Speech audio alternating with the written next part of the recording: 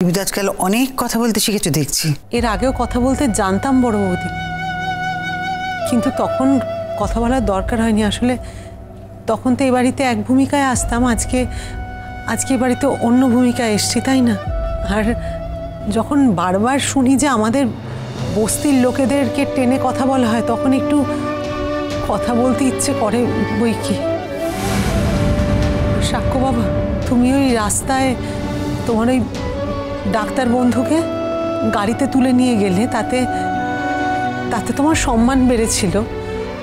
আর আমার মেয়ে, বস্তির মেয়ে বলে সে তোমার বউ হওয়া সত্ত্বেও তাকে তুমি ফেলে রেখে চলে গেলে, তাকে গাড়িতেই তুললে না। তাহলে একবার ভেবে বলো তো, আমার মেয়ের জীবনে তুমি কি কোনো নতুন গল্প তৈরি করছো? এসব কথা বলতে এসছো তুমি এখানে? না না, আমি এসব কথা বলতে আসিনি।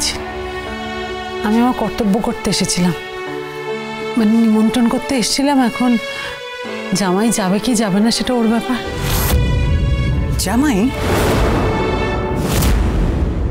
কি বলে ডাকবো বড় বৌদি? মানে জামাই তো হয় হিসেব মতো, যখন জামাই থাকবে না তখন আর ডাকবো না। আর তাছাড়া তুমি আমার মেয়েকে বউ হিসেবে গ্রহণ করনি বলে আমি আমার জামাইকে জামাই হিসেবে গ্রহণ করব না, তা তো না। এবারে তোমরা এসো। তুই যাবি না? বললাম তো যে ও যাবে না আজকে। সাক্ষ্য যখন ওকে যেতে অ্যাডভাইস করছে না, তখন ওর যাওয়াটা উচিত হবে না। আমি কিন্তু জাস্ট পেশেন্ট হিসেবে। আমি তো বলিনি যে তুমি ওকে বউ হিসেবে অ্যাডভাইস করছো। আমিও বলেছি তুমি পেশেন্ট হিসেবেই ওকে অ্যাডভাইস করেছো।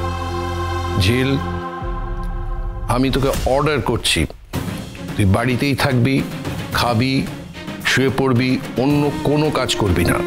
বিশ্রাম নিয়ে খাওয়া দাওয়া কর। রায়পূর্ণা, তুমি ওর খাওয়া দাওয়াটা একটু দেখো। ঠিক আছে, তাহলে এবার আমরা আসি। এনিওয়ে, তোমরা কিছু খাবে? না না, মা এই সময় কিছু খায় না। তোমাকে প্রশ্ন করেছি? তাতে কি হয়েছে? আমি তো মায়ের অভ্যেসটা জানি, তাই বললাম। না না বড় বৌদি, ও ঠিকই বলেছে, এই সময় খাওয়ার আমার অভ্যেস নেই। তুমি খাবে? না আমি খাবো না, বাড়ি গিয়ে ভাত খাবো, মা রান্না করে এসেছে। তোমার বাড়িতে ওরা খাবে না রায়পূর্ণা। যতদিন না তুমি ওদের সম্মান করে খাওয়াতে পারছো, ততদিন ওরা খাবে না। ওরা বস্তির লোক বলে ওদের মান সম্মান নেই, এটা ধরে নেওয়ার কোনো কারণ নেই।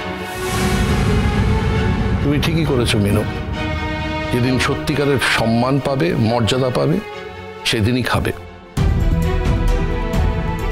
এখন বরং বাড়ি ফিরে গিয়ে নিজের রান্নাই খাও। ঝিল, আমি তাহলে আসি রে মা। হ্যাঁ চল মিল। আমিও আমার ঘরে যাচ্ছি, বুঝলে? তোমরা এসো। ঝিল, কি হয়েছে? তোমার কি আবার মাথা ঘুরছে? আমি তো মাথা ঘোরার ওষুধ দিয়েছিলাম, তাতেও কমেনি।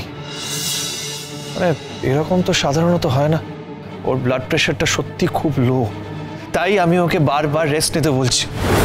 আমার মনে হয় তোমার এখন রেস্ট নেওয়া উচিত, আরেকবার প্রেশারটাও চেক করে নেওয়া উচিত।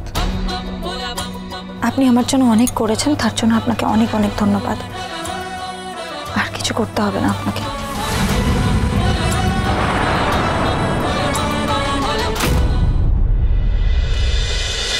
ভোলে বাবা পার করেগা, সোম থেকে রবি প্রতিদিন বিকেল 5:30টায় স্টার জলসায় ও জিও হটস্টারে।